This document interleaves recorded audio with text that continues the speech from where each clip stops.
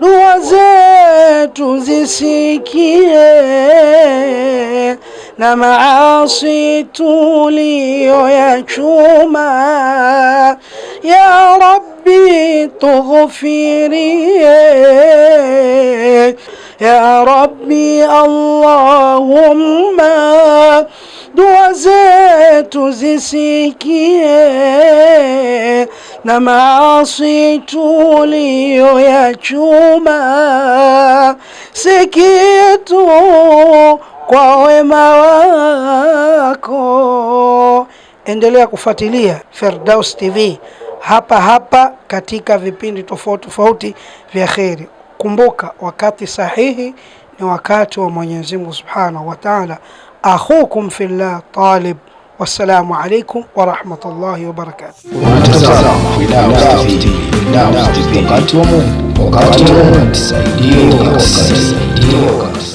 Bismillahir Rahmanir Rahim. Alhamdulillahi Rabbil Alamin. Wassalatu wassalamu ala khatamin nabiyyin wa sayyidil mursalin wa rahmatillahi lil alamin. Sayyidina Muhammadin wa ala alihi wa sahbihi ajma'in wa ba'd.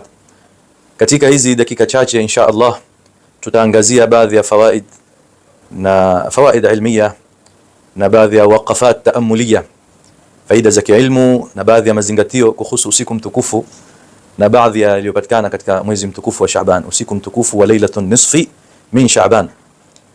Lailatun Nisfi min Shaaban la shakka kwa Waislamu wote ni usiku mtukufu, na Qur'ani imenasi na ahadithi za Mtume sallallahu alayhi wasallam hali kadhalika zimenasi na aqwal za salaf al-umma, masahaba na tabi'in na ulama mbalimbali wameuelezea usiku mtukufu wa Lailatun Nisfi min Shaaban, bali amalu al-umma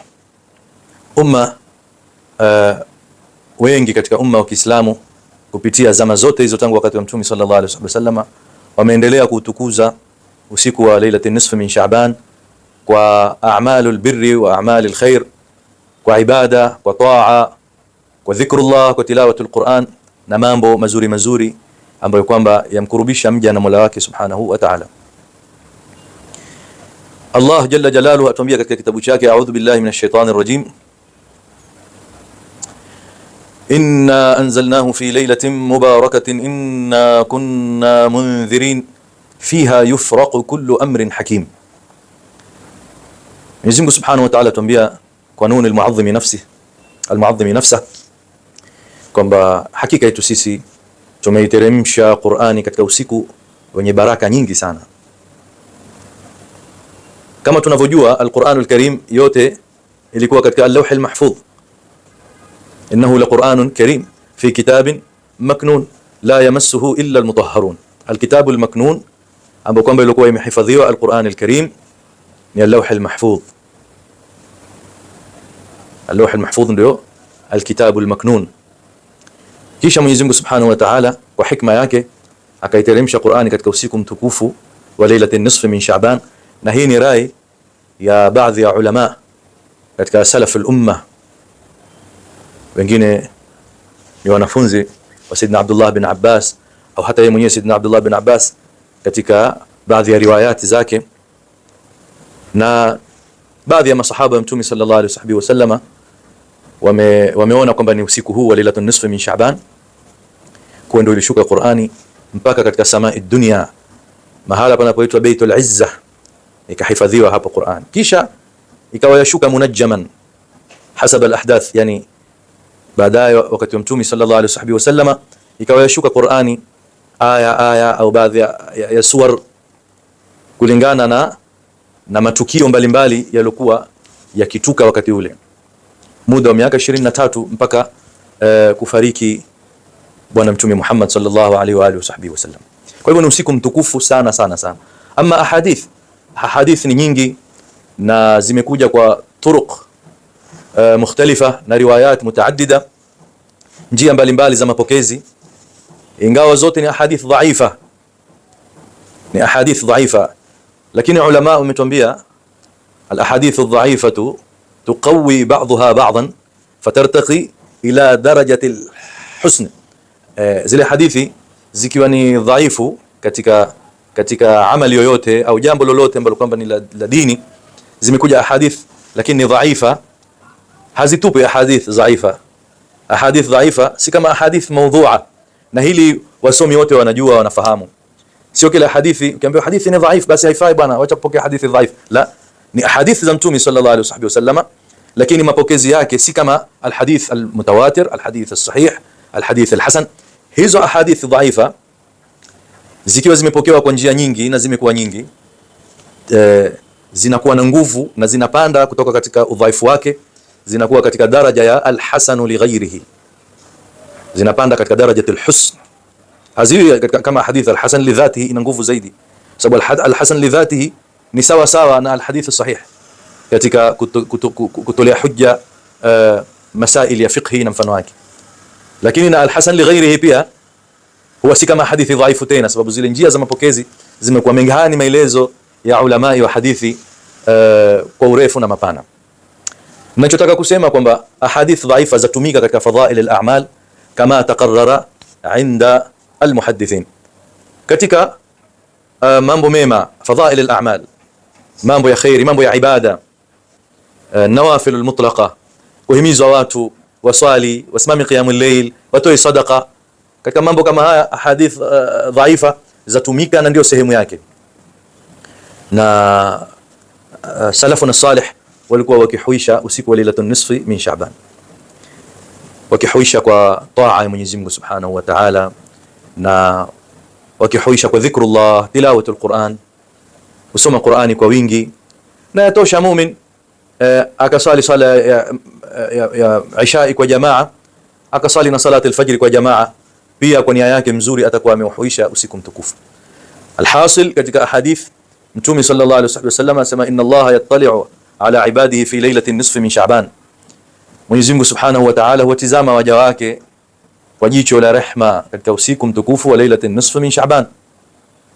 Kisha Mwenyezi Mungu hugawanya msamaha wake, hutoa msamaha wake, akawasamehe waja wake wote ambao kwamba hawamshirikishi Mwenyezi Mungu Subhanahu wa Ta'ala.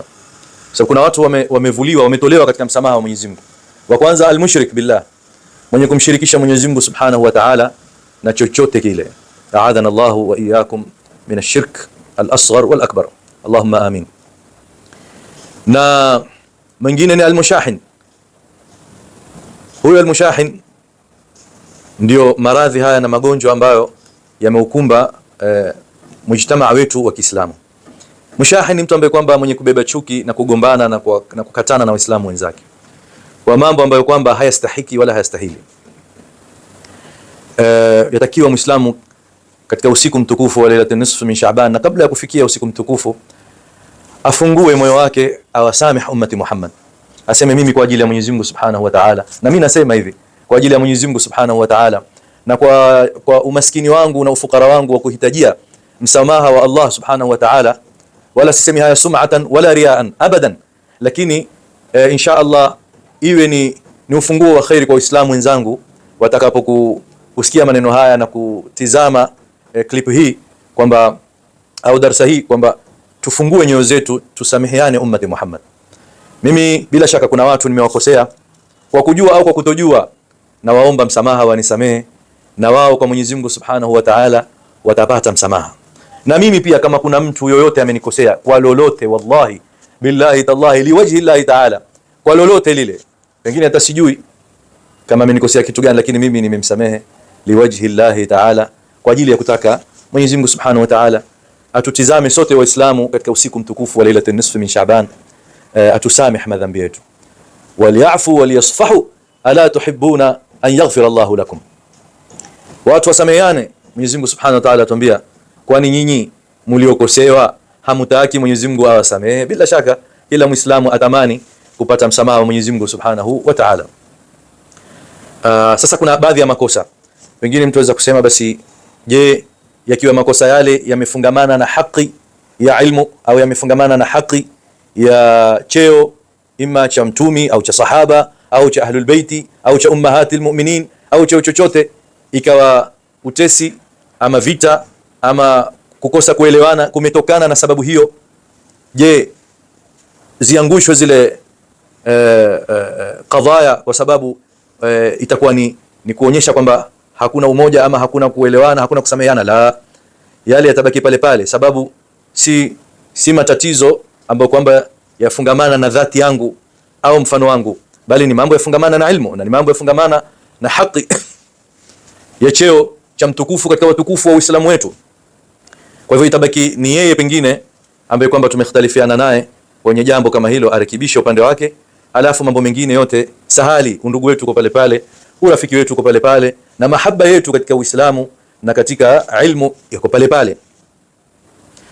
Na ndio wakati huu, ikiwa mtu ameteleza, amekosea, amezungumza jambo kama hivi kwenye media, akakosea, amkosea sahaba ama akamkosea yoyote katika watukufu, ummul mu'minina mathalan, katika wake za Mtume sallallahu alaihi wasallam, ndio wakati huu wa kurudi kwa Mwenyezi Mungu Subhanahu wa Ta'ala na kurekebisha lile kosa. Na hata kama haki ni za mali, ndugu yangu Muislamu, hata kama haki ni ya mali, hata kama ni ya ardhi, ya heshima yako, Muislamu wenzako wamekukosea, wewe hujui wanaokukosea ni watu gani. Wewe samehe tu liwajillahi Ta'ala. Hii ni dunia, na kwa Mwenyezi Mungu Subhanahu wa Ta'ala hakupotei kitu, na utakwenda kuyaona mazuri wale wenye kusamehe. Mwenyezi Mungu Subhanahu wa Ta'ala na yeye huwasamehe, na sisi tukijiangalia makosa yetu ni mengi baina yetu sisi na Mwenyezi Mungu. Ikiwa kuwasamehe waja wa Mwenyezi Mungu ni fursa ya sisi kusamehewa, wallahi fursa kama hiyo tusipoteze ndugu zangu. Kisha tukiangalia ile Lailatul Nisfi min Sha'ban imekuja kama matayarisho. Mwenyezi Mungu Subhanahu wa Ta'ala azitayarisha nyoyo za Waislamu zipate tahara, zipate maghfira, zipate kurahamiwa, ili tukiingia katika Ramadhani tuingie na nyoyo zetu ziko tayari kuingia katika ibada ya saumu na kuupokea mwezi mtukufu wa Ramadhani kwa kuhuisha masiku yake kwa ibada na masaa yake na madakika yake kwa dua na dhikri na kusoma Qur'ani. Hali nyoyo zimekuwa safi, zimeshapata msamaha tangu Lailatul Nisfi min Sha'ban. Na tusisahau usiku mkubwa sana kama huu, Mwenyezi Mungu Subhanahu wa Ta'ala yuko tayari kutupokea. Na ndio tukiingia katika Ramadhani tutaingia na sisi tumesamehewa na tutaweza kuipa haki yake Ramadhani. Haiwezekani tuingie ndani ya Ramadhani na nyoyo bado zina uchafu wa maasi, zina ukorofi wa madhambi, nafsi zimeharibika kwa tabia za kubeba chuki na kubeba hasira na kubeba mambo ambayo kwamba Mwenyezi Mungu Subhanahu wa Ta'ala hayapendi. Man sama Ramadhana imanan wa ihtisaban ghufira lahu ma taqaddama min dhanbihi, na kuna riwaya wa ma ta'akhkhar.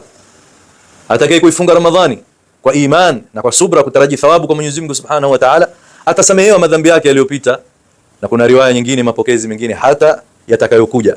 Onekana huyu atafanana moyo wake. Mwenyezi Mungu atujalie sote na Waislamu tuwe katika hali hiyo, tafanana na nyoyo za Ahlu Badr.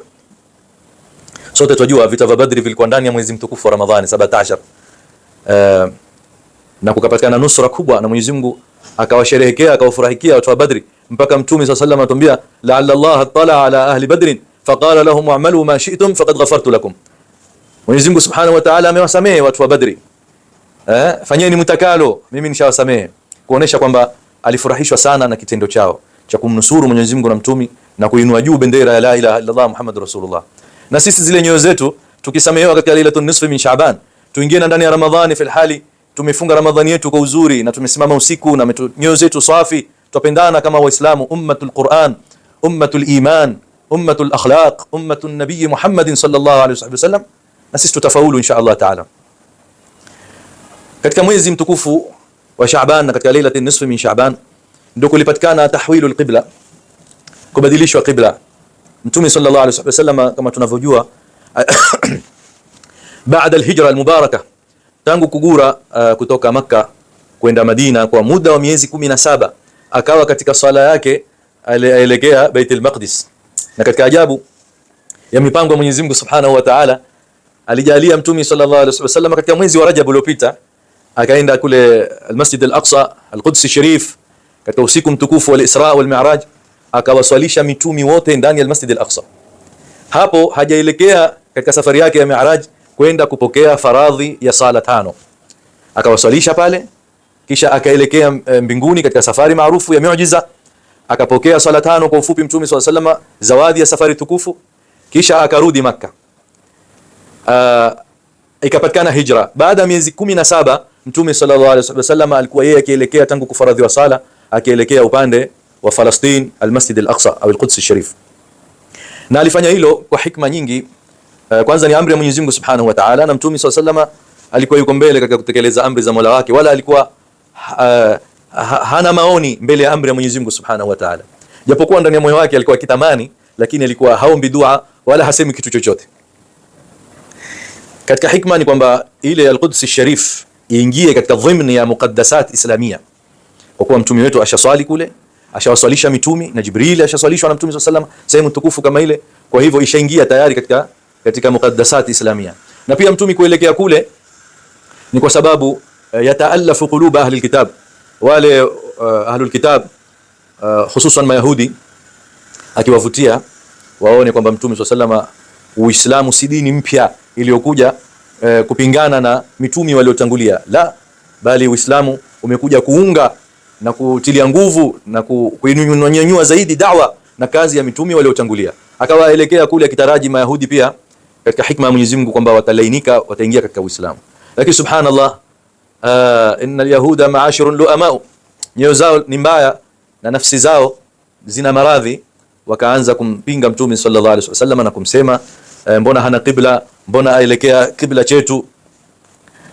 Bas Mwenyezi Mungu Subhanahu wa Ta'ala baada kuona moyo wa Mtume sallallahu alaihi wasallam umetamani jambo kama hilo la kwamba qibla kibadilishwe, ikashuka aya qad nara taqalluba wajhika fi as-samaa falanuwalliyannaka qiblatan tardaha fawalli wajhaka shatra al-masjid al-haram wa haythuma kuntum fawallu wujuhakum shatrah ila akhir al-aya. Hakika tukuona kulekeza kwako uso wako mbinguni ukitaraji wahi utashuka. Yani jambo alikuwa alitamani Mtume sallallahu alaihi wasallam, na alikuwa yuwaswalisha sala ya faradhi ya rakaa 4, akaswali rakaa 2, muda katikati ya sala ukashuka wahi kwamba wabadilishe qibla. Aonekana Mtume sallallahu alaihi wasallam amewacha kuelekea Palestina, Masjid al-Aqsa, akawaelekea upande wa Makkah, kuelekea al-Kaaba al-Musharrafa al-Muazzama, na wakaamrishwa Waislamu waelekee al-Kaaba, na ikawa hapo sasa ndio tahwilu al-qibla. Lakini sio tahwilu al-qibla peke yake, na tahqiqu al-umniyati an-nabawiyyati al-muhammadiyya sallallahu alaihi wa sallam. Mwenyezi Mungu katika usiku wa lailatul nisfi min Shaaban alimtimizia mtume wake Muhammad ndoto yake, na Mwenyezi Mungu akabadilisha qibla kutoka upande wa Palestina na al-Quds al-Sharif, ikawa qibla sasa cha Waislamu ni pale alipotamani Mtume sallallahu alaihi wasallam, falanuwalliyannaka qiblatan tardaha. Qibla amepewa Mtume sallallahu alaihi wasallam ili aridhike tu, kwa sababu yeye ni habibullah, ni kipenzi cha Mwenyezi Mungu Subhanahu wa Ta'ala. Ikiwa Mwenyezi Mungu amekibadilisha qibla, amefanya tahwil katika usiku mtukufu, basi hata sisi tukimlekea yeye katika usiku mtukufu kwa istighfar, kwa mahabba, kwa taa, kwa silatul rahim, Mwenyezi Mungu Subhanahu wa Ta'ala aweza kubadilisha nyoyo zetu. Baada ya kuwa tumeelekea dunia, tumeelekea shahawat, tumeelekea maasi, tumeelekea munkarat, Mwenyezi Mungu akabadilisha nyoyo zetu zikaelekea qibla cha taa yake Mwenyezi Mungu, tukawa ni watu wa Mungu, tukawa ni watu watiifu, tukawa ni waja wema kwa Mola wetu Subhanahu wa Ta'ala. Kama alivyokibadilisha qibla, aweza kuzibadilisha na nyoyo zetu, wa madhalika ala Allahi biaziz. Na kwa kuwa ni usiku, Mwenyezi Mungu Subhanahu wa Ta'ala lailatul nisfi min Shaaban alitimiza ndoto na akaihakikisha ndoto ya kipenzi chake Mtume Muhammad sallallahu alaihi wasallam. Na sisi tuna ndoto nyingi, tuna mambo mengi tunatamani katika nafsi zetu, tuna haja nyingi tunazihitajia katika maisha yetu. Tunaomba Mwenyezi Mungu Subhanahu wa Ta'ala, kila mwenye ndoto njema, mwenye mipango mizuri, mwenye mambo ya khairi mazuri ya manufaa ya dunia, manufaa ya akhira, Mwenyezi Mungu Subhanahu wa Ta'ala atutimizie sisi na Waislamu wenzetu ndoto zetu zote inshallah Ta'ala, kama alivyomfurahisha na akamridhisha mtume wake Muhammad sallallahu alayhi wa alihi wa baraka wasallam. Lailatul nisfi min Shaaban ni usiku mtukufu mno, ni usiku mkubwa sana. Naam, kama tulivyosema min babil insaf alilmi kwamba hatufai sisi kama Waislamu kusema kwamba lazima watu wasimame lailatul nisfi min Shaaban wahuishe kwa ibada. La, ni jambo la kujitolea, ni jambo la kujitolea na si jambo la lazima. Lakini na kujitolea kwenyewe ni kujitolea kwa ajili ya Mwenyezi Mungu Subhanahu wa Ta'ala, kujikurubisha kwa Mwenyezi Mungu Subhanahu wa Ta'ala, kujipendekeza kwa Mwenyezi Mungu Subhanahu wa Ta'ala. Ma taqarraba ilayya almutaqarribuna bimithli ma aftaradtuhu alayhim wa la yazalu 'abdi yataqarrabu ilayya bin nawafil ba'da ada'i alfara'id illa ahbabtuhu. Yani mja kama alivyotuambia Mwenyezi Mungu katika hadithi al-Qudsi, kwanza ajikurubishe kwa Mwenyezi Mungu kwa kutekeleza faraidh. yale mambo ya lazima ya faradhi katika Uislamu tuyatekeleze. Kisha na mambo ya sunna, mwendo mzuri wa Mtume Muhammad sallallahu alaihi wa alihi wasallama. Na kwa kuwa sisi ni umma tumerithi mapenzi ya ibada na kuhuisha masiku kwa taa ya Mwenyezi Mungu, tumerithi hayo kwa Mtume wetu Muhammad sallallahu alaihi wa alihi wasallama na kwa waja wema waliotutangulia. Kwa hivyo yapendeza na sisi tujitolee na tupeane moyo na tusukumane katika khairi kama hizo. Waf'alul khaira la'allakum tuflihun. Mwenyezi Mungu atujalie min ibadihi almuflihin wa min ibadihi as-salihin wa min ibadihi almaqbulin wa min ibadihi almuqbilin wa min ibadihi almu'minin walhamdulillahi rabbil alamin wa sallallahu ala sayidina Muhammadin wa alihi wa sahbihi ajma'in.